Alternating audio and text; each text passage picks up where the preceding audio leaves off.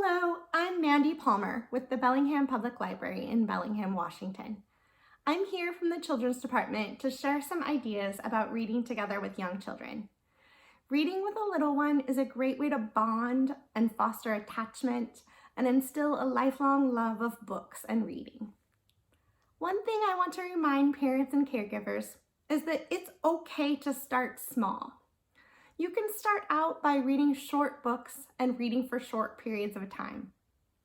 Kids are on their own timeline in all aspects of development. So if your child isn't yet ready to sit and listen to books for long periods of a time, that's okay. That attention span is something that will develop and is like a muscle that we can help them develop by exercising it. You might notice, especially with toddlers, that when you sit down and read a book to them, they might get up and wander off or start to play, and that's okay. You don't want to force it. You don't want to demand that they come back and sit and pay attention to the book. Here's why I say that. You want that association with books to be a positive one, to be something that we do because we want to, for fun and enjoyment, but not something that is a punishment or something that we have to do. Here are a few things you might try instead. If your child gets up and starts to wander or plays quietly nearby, you might just keep reading the book. You'd be essentially reading in the background. Sometimes as adults, we listen to podcasts or audiobooks while we go about our day, and that's similar to the experience that your child is having when you're reading to them in the background. They're still absorbing your voice and the language and vocabulary from the book, so they're still getting something out of that reading time. And they're also getting what they need by playing and manipulating things with their hands at the same time. Now, a way that you could try to draw them back into the book is that you could start to ask questions about the book. And those questions will be different for each child's age and depending on what book you're reading. But you could ask simple questions like, "What's this?" Or more advanced questions like, "How do you think this character is feeling?"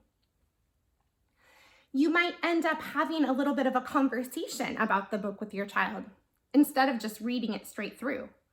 And that's okay. That is time that you and your child are spent engaged with the book together, and that's time well spent. So don't feel like you always have to read a book straight through. There are lots of different ways to have a positive reading experience.